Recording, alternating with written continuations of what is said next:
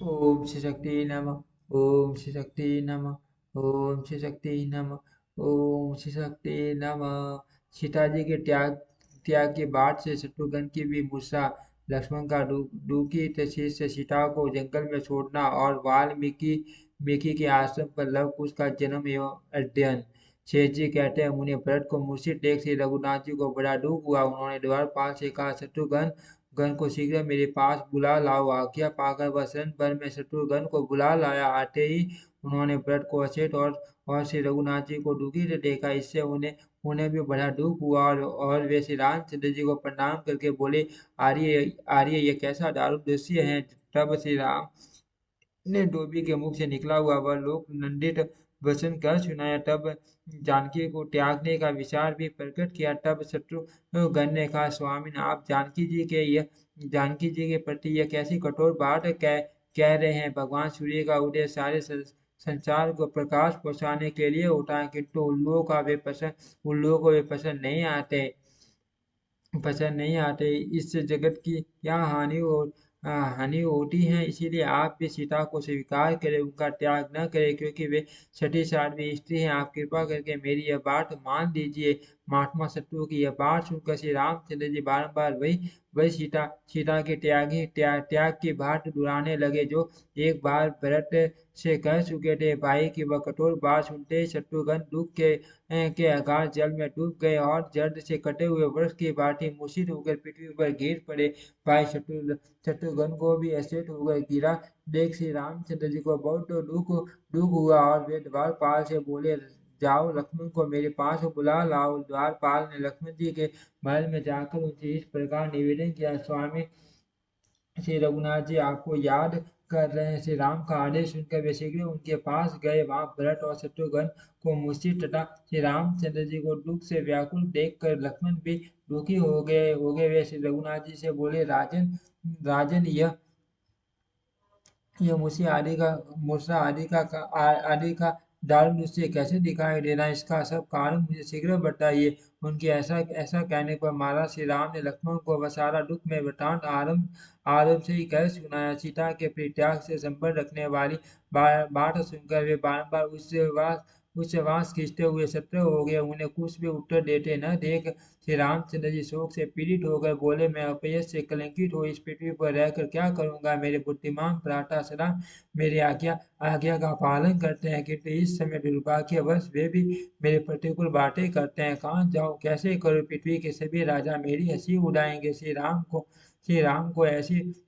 राम को ऐसी बातें करते देख लक्ष्मण ने आंसू आंसू रोक कर व्यथित व्यथित स्वर में कहा, स्वामी स्वामी विषाद न कीजिए। मैं अभी उस धोबी को बुलाकर पूछता हूँ, संसार की सभी स्त्रियों में सिर्फ जानकी जी की निंदा उसने कैसे की। आपके राज्य में किस छोटे से छोटे मनुष्य को भी बलपूर्वक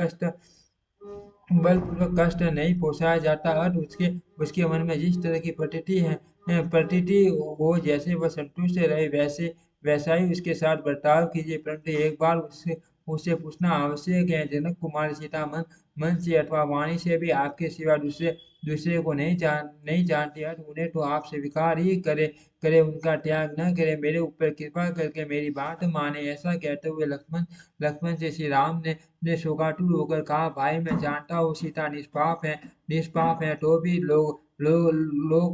लोकापवाद के कारण उसका त्याग करूंगा। लोकापवाद से निंदित हो जाने पर मैं अपने शरीर को भी त्याग सकता हूँ। फिर घर पुत्र मित्र तथा उत्तम वैभव आदि दूसरी वस्तुओं की तो बात ही क्या। इस समय धोबी को बुलाकर पूछने की आवश्यकता नहीं। समय आने पर सब कुछ अपने आप हो जाएगा। लोगों के हित में सीता के प्रति स्वयं ही प्रतीति हो जाएगी। जैसे कच्चा घास चिकित्सा के योग्य नहीं होता, समय अनुसार जब वह पक जाता है तभी दवा से नष्ट हो जाता है। उसी प्रकार समय से ही इस कलंक का मार्जन होगा। इस समय मेरी आज्ञा का उल्लंघन न करो। पतिव्रता सीता को जंगल में छोड़ आओ। यह आदेश सुनकर लक्ष्मण एक क्षण तक शोकाकुल और दुख में डूबे रहे। फिर मन ही मन विचार किया, परशुराम जी ने पिता की आज्ञा से अपनी माता का भी वध कर डाला था। इससे जान पड़ता है गुरुजनों की आज्ञा उचित हो या अनुचित, उसका कभी उल्लंघन नहीं करना चाहिए। अर्थ श्री रामचंद्र जी का प्रिय करने के लिए मुझे सीता का त्याग करना ही पड़ेगा। यह सोचकर लक्ष्मण अपने भाई श्री रघुनाथ जी से बोले, सुव्रत गुरुजनों के कहने से नहीं, करने योग्य कार्य भी कर लेना चाहिए, किंतु किंतु उनकी आज्ञा का उल्लंघन कदापि उचित नहीं है। इसीलिए आप जो कुछ कहते हैं उस आदेश का मैं पालन करूंगा। लक्ष्मण के मुख से ऐसी बात सुनकर रघुनाथ जी ने उनसे कहा, बहुत अच्छा माम मटे, आपने मेरे सीट को संतुष्ट कर दिया। अभी अभी रात में जानकी जानकी ने तापसी तापसी स्त्रियों के दर्शन की इच्छा प्रकट की थी, इसीलिए रथ पर बिठाकर जंगल में छोड़ आओ। फिर सुमंत्रों को बुलाकर उन्होंने कहा, मेरा रथ अच्छे अच्छे घोड़ों घोड़ों और वस्त्रों से सजाकर तैयार करो। श्री रघुनाथ जी का आदेश सुनकर वे उनका उत्तम रथ तैयार करके ले आए। रथ को आया देख भ्रातु भक्त लक्ष्मण उस पर सवार हुए और जानकी जी के महल की ओर चले। अंतपुर पूर्व में पहुंचकर वे मिथिलेश कुमारी सीता से बोले, माता जानकी, श्री रघुनाथ जी ने मुझे आपके महल में भेजा है। आप तापसी स्त्रियों के दर्शन के लिए वन में चलिए। जानकी बोली, श्री रघुनाथ जी के शरणों का चिंतन करने वाली यह महारानी मैथिली आज धन्य हो गई, जिसका मनोरथ पूर्ण करने के लिए स्वामी ने लक्ष्मण को भेजा है। आज मैं वन में रहने वाली सुंदर तपस्विनियों को जो पति को ही देवता मानती है, मस्तक झुकाऊंगी और वस्त्र आदि अर्पण करके उनकी पूजा करूंगी। ऐसा कहकर उन्होंने सुंदर सुंदर वस्त्र, बहुमूल्य आभूषण, नाना प्रकार के रत्न, उज्ज्वल मोती, कपूर आदि सुगंधित पदार्थ तथा चंदन आदि सस्तों प्रकार की विशिष्ट वस्तुएं साथ ले ली। ये सारी चीजें दासियों के हाथों उठवा कर वे लक्ष्मण जी की ओर चली। अभी घर का चौखट भी नहीं लागने पाई थी कि लड़खड़ाकर गिर पड़ी। यह एक अपशकुन था, परंतु वन में जाने की उत्कंठा के कारण सीता जी ने इस पर विचार नहीं किया। वे अपना प्रिय कार्य करने वाले देवस से बोली, बस कहाँ वह रथ है जिस पर मुझे ले चलोगे। लक्ष्मण ने शुरू में रथ की ओर संकेत किया और जानकी जी के साथ उस पर बैठकर सुमंत्र से बोले, चलाओ घोड़ों को। इसी समय सीता का दाहिना नेत्र फटक उठा, जो जो भावी दुख की सूचना देने वाला था। साथ ही पुण्य में पक्षी विपरीत दिशा से होकर जाने लगे। ये सब देखकर जानकी ने देव से कहा, बस मैं तो तपस्विनियों के दर्शन की इच्छा से यात्रा करना चाहती हूँ। फिर वे दुख देने वाले अपशकुन कैसे हो रहे हैं। श्री राम का पलट का तथा आपके छोटे भाई शत्रुघ्न का कल्याण हो, उनकी प्रजा में सुख शांति रहे, कहीं कोई विप्लव या उपद्रव न हो। जानकी जी को ऐसी बातें करते देख लक्ष्मण कुछ बोल न सके। आंसू से उनका गला भर आया। इसी प्रकार आगे जाकर सीता जी ने फिर देखा, बहुत से मर्द भाई ओर से घूमकर निकले जा रहे हैं। वे भारी दुख की सूचना देने वाले थे। उन्हें देखकर जानकी जी कहने लगी, आज ये मर्ग जो मेरी भाई ओर से निकल रहे हैं, तो ठीक ही है। श्री रामचंद्र जी के शरणों को छोड़कर अन्यत्र जाने वाली सीता के लिए ऐसा होना उचित ही है। नारियों का सबसे बड़ा धर्म है अपने स्वामी के शरणों का पूजन। उसी को छोड़कर मैं अन्यत्र जा रही हूँ, अर्थ मेरे लिए जो दंड मिले मिले उचित ही है। इस प्रकार मार्ग में पारमार्थिक विचार करते हुए देवी जानकी ने गंगा जी को देखा, जिनके तट पर मुनियों का समुदाय निवास करता है, जिनके जल कणों का स्पर्श होते ही राशि राशि माँ माँ पाठक पलायन कर जाते हैं। उन्हें उन्हें वहां चारों ओर अपने रहने योग्य कोई स्थान नहीं दिखाई देता। गंगा के किनारे पहुंचकर लक्ष्मण जी ने रथ पर बैठी हुई सीता जी से आंसू बहाते हुए कहा, भाभी चलो, लहरों से भरी हुई गंगा को पार करो। सीता जी देवर की बात सुनकर तुरंत रथ से उतर गई। तुरंत नाव से गंगा के पार होकर लक्ष्मण जी जानकी जी को साथ लिए वन में चले। वे श्री रामचंद्र जी आज्ञा का पालन करने में कुशल थे। अर्थ सीता को अत्यंत भयंकर एवं दुखदायी जंगल में ले गए, जहाँ बबुल, खैरा और गव आदि के भयानक वृक्ष थे, जो दावानल से दग्ध होने के कारण सूख गए थे। ऐसा जंगल देख कर सीता भय के कारण बहुत चिंतित हुई। कांटों से उनके कोमल चरणों में घाव हो गए। वे लक्ष्मण से बोली, वीरवर, यहाँ अच्छे अच्छे ऋषि मुनियों के रहने योग्य आश्रम मुझे नहीं दिखाई देते, जो नेत्रों को सुख प्रदान करने वाले हैं, तथा महर्षियों की तपस्विनी स्त्रियों के भी दर्शन नहीं होते। यहाँ तो केवल भयंकर पक्षी, सूखे वृक्ष और दावानल से सब और जलता हुआ ये बनी दृष्टि गोचर हो रहा है। इसके सिवा मैं आपको आपको भी किसी भारी दुख से आतुर देखते हो। आपकी आंखें आंसुओं से भरी हैं। इनसे व्याकुलता के भाव प्रकट होते हैं, और मुझे भी पग पग पर हजारों अपशकुन दिखाई देते हैं। सच बताओ, क्या बात है। सीता जी के इतना कहने पर लक्ष्मण जी के मुख से कोई भी बात नहीं निकली। वे चुपचाप उनकी ओर देखते हुए खड़े रहे। तब जानकी जी ने बारंबार प्रश्न करके उनसे उत्तर देने के लिए बड़ा आग्रह किया। उनके आग्रह पूर्वक पूछने पर लक्ष्मण जी का गला भर आया। उन्होंने शोक प्रकट करते हुए सीता जी को उनके परित्याग की बात बताई। मुनिवर वह वज्र के तुल्य कठोर वचन सुनकर सीता जी जल से कटी हुई लता की बातें पृथ्वी पर गिर पड़ी। विदेह कुमारी को पृथ्वी पर पड़ी देख लक्ष्मण जी ने पल्लवों से हवा करके उन्हें सचेत किया। होश में आने पर जानकी जी ने कहा, देवर देवर मुझसे प्रयास न करो। मैंने कोई पाप नहीं किया है। फिर से रघुनाथ जी मुझे कैसे छोड़ देंगे? वे परम बुद्धिमान और महापुरुष हैं। मेरा त्याग कैसे कर सकते हैं? वे जानते हैं मैं निष्पाप हूँ। फिर भी एक धोबी के कहने से मुझे छोड़ देंगे, ऐसी आशा नहीं है। इतना कहते कहते वे फिर बेहोश हो गए। इस बार उन्हें मुझसे देख लक्ष्मण जी फुट फुट कर रोने लगे। जब पुण्य उनको सेठ हुआ, तब लक्ष्मण जी को दुख से आतुर और रुद्र कंठ देखकर वे बहुत दुखी हुई और बोली, सुमित्रा नंदन, जाओ जाओ, आप धर्म के स्वरूप और यश के सागर श्री रामचंद्र जी से तपोनिधि वशिष्ठ मुनि के सामने ही मेरी एक बात पूछना। नाथ, ये जानते हुए भी कि सीता निष्पाप है। जो आपने मुझे त्याग दिया, ये बर्ताव आपके कुल के अनुरूप हुआ है। यह शास्त्र ज्ञान का फल है। मैं सदा आपके शरणों में नहीं अनुराग रखते हो, तो भी जो आपके द्वारा मेरा त्याग हुआ है, इसमें आपका कोई दोष नहीं है। ये सब मेरे भाग्य दोष से हुआ है। इसमें मेरा प्रारब्ध ही ये कारण है। विपर आपका सदा और सर्वत्र कल्याण हो। मैं इस वन में आपका ही स्मरण करते हो प्राण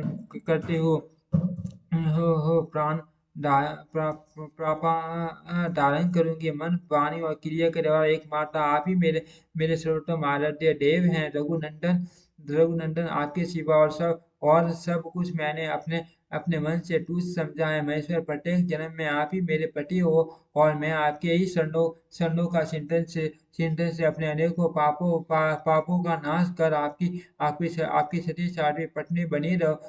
यही मेरी प्रार्थना है। लक्ष्मण, मेरी सासुओं से भी यही संदेश कहना। माताओं, अनेकों जंतुओं से भरे हुए इस घोर जंगल में आप सब लोगों के शरणों का स्मरण करते हो मैं गर्भवती हूँ, तो भी महात्मा राम ने मुझे इस वन में त्याग दिया है। स्वामित्व, अब आप मेरी बात सुनो। श्री रघुनाथ जी का कल्याण हो। मैं अभी प्राण त्याग नहीं थे, किंतु विवश हूँ। अपने गर्भ में से रामचंद्र जी के तेज की रक्षा कर रहे हो। आप जो उनके वचनों को पूर्ण करते हो, सो ठीक ही है। इससे आपका कल्याण होगा। आप श्री राम के शरण कमलों के सेवक और उनके अधीन हो। अतः आपको ऐसा ही करना उचित है। अच्छा, आप श्री रामचंद्र जी के समीप जाओ। आपका आपका मार्ग मंगलमय हो। मुझ पर कृपा करके कभी कभी मेरी याद करते रहना। इतना कहकर सीता जी लक्ष्मण जी के सामने ही अचेत हो पृथ्वी पर गिर पड़ी।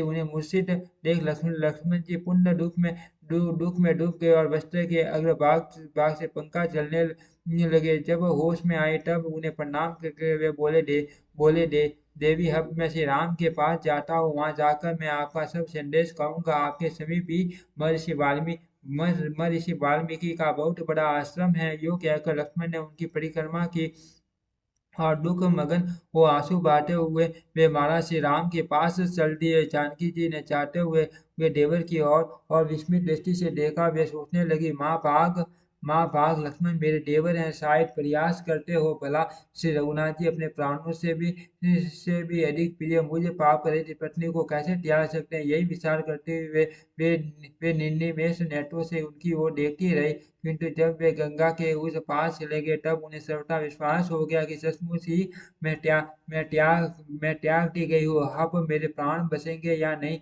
इस संशय में पड़कर वे पृथ्वी पर गिर पड़ी और तत्काल उन्हें मूसा ने आ दबाया। उस समय हंस अपने पंखों से जल लाकर सीता के शरीर पर सब ओर से छिड़कने लगे। फूलों की सुगंध लिए मंद मंद वायु चलने लगी, तथा हाथी भी अपनी सुंडों में जल लिए सब ओर से वहां आकर खड़े हो गए मानो मानो धूलि से भरे हुए सीता के शरीर को ढोने के लिए आए हो। इसी समय सती सीता होश में आई और बारंबार राम राम राम राम की रट लगाते हुए बड़े दुख से विलाप करने लगी। हाँ राम, हाँ हाँ दीन बंधो, हाँ करुणा निधे, बिना अपराध के ही क्यों मुझे इस वन में त्याग रहे हो। इस प्रकार की बहुत सी बातें कहती हुई वे बार बार विलाप करती हुई और करती करती और इधर उधर देखती हुई रह रहकर मूर्छित हो जाते। उस समय भगवान वाल्मीकि शिष्यों के साथ वन में गए गए थे। वहां उन्हें करुणाजनक स्वर में विलाप और रोदन सुनाई पड़ा। वे शिष्यों से बोले, वन के भीतर जाकर देखो तो सही, इस महाघोर जंगल जंगल में कौन रो रहा है। उसका स्वर दुख से पुण्य पड़ता है। मुनि के भेजने से वे उस स्थान पर गए जहाँ जानकी राम राम की पुकार मचाते हुए आंसुओं में डूब रही थी। उन्हें देखकर वे शिष्य उत्कंठावश वाल्मीकि मुनि के पास लौट गए। उनकी उनकी बातें सुनकर मुनि स्वयं ही उस स्थान पर गए। पतिव्रता जानकी ने देखा एक महर्षि महर्षि आ रहे हैं जो तपस्या के पुंज जान पड़ते हैं। उन्हें देख सीता जी ने हाथ जोड़कर कहा, व्रत के सागर और वेदों के साक्षात स्वरूप महर्षि नमस्कार है। उनके उनके उनके उनके यूं कहने पर महर्षि ने आशीर्वाद के द्वारा उन्हें प्रसन्न करते हुए कहा बेटी, आप अपने पति के साथ चिरकाल तक जीवित रहो। आपके दो सुंदर पुत्र प्राप्त हो। बताओ आप कौन हो, इस भयंकर वन में क्यों आई हो तथा क्यों ऐसी ऐसी हो रही है। सब कुछ बताओ जिससे मैं आपके दुख का कारण जान सकूं। तब श्री रघुनाथ जी की पत्नी सीता जी एक दीर्घ निश्वास ले कांपते हुई करुणामयी वाणी में बोली, महर्षि मुझे श्री रामचंद्र जी चंद्र जी की सेविका समझे। मैं बिना अपराध के ही त्याग दी गई हूँ। इसका कारण क्या है यह मैं बिल्कुल नहीं जानती। श्री रामचंद्र जी की आज्ञा से लक्ष्मण मुझे यहाँ छोड़ गए। वाल्मीकि जी बोले, विदे कुमारी, मुझे अपने पिता का गुरु समझो। मेरा नाम वाल्मीकि है। अब आप दुख न करो, मेरे आश्रम पर आओ। पतिव्रते आप आप यही जानो कि दूसरे स्थान पर बना हुआ मेरे पिता का ही यह घर है। सती सीता का मुख मुख शोक शोक से आंसू से भीगा था। मुनि की सांत्वना पूर्ण वचन सुनकर उन्हें उन्हें कुछ सुख मिला। उनके नेत्रों से इस समय भी दुख के आंसू छलक रहे थे। वाल्मीकि जी उन्हें आश्वासन देकर तापसी स्त्रियों से भरे हुए अपने पवित्र आश्रम पर ले गए। सीता मर ऋषि पीछे पीछे गई और वे मुनि मुनि समुदाय से भरे हुए अपने आश्रम पर पहुंचकर तपस्वियों से बोले अपने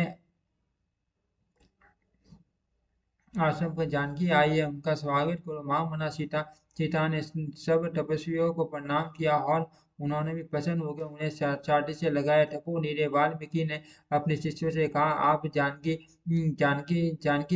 के लिए एक सुंदर पनशाला तैयार करो। आज्ञा पाकर उन्होंने पत्तों और लकड़ियों के द्वारा एक सुंदर कुटीर निर्माण की। पतिव्रता जानकी उसमें निवास करने लगी। वे वाल्मीकि मुनि की टहल बजाती हुई फलाहार करके रहती थी तथा मन और वाणी से निरंतर राम मंत्र का जप करते हुए दिन व्यतीत करती थी। समय आने पर उन्होंने दो सुंदर पुत्रों को जन्म दिया जो आकृति में श्री रामचंद्र जी के सम्मान तथा अश्विनी कुमारों की भांति मनोहर थे। जानकी के पुत्र होने का समाचार सुनकर मुनि को बड़ी प्रसन्नता हुई। वे मंत्र वेताओं में श्रेष्ठ थे। अतः उन बालकों के जात कर्म आदि संस्कार उन्होंने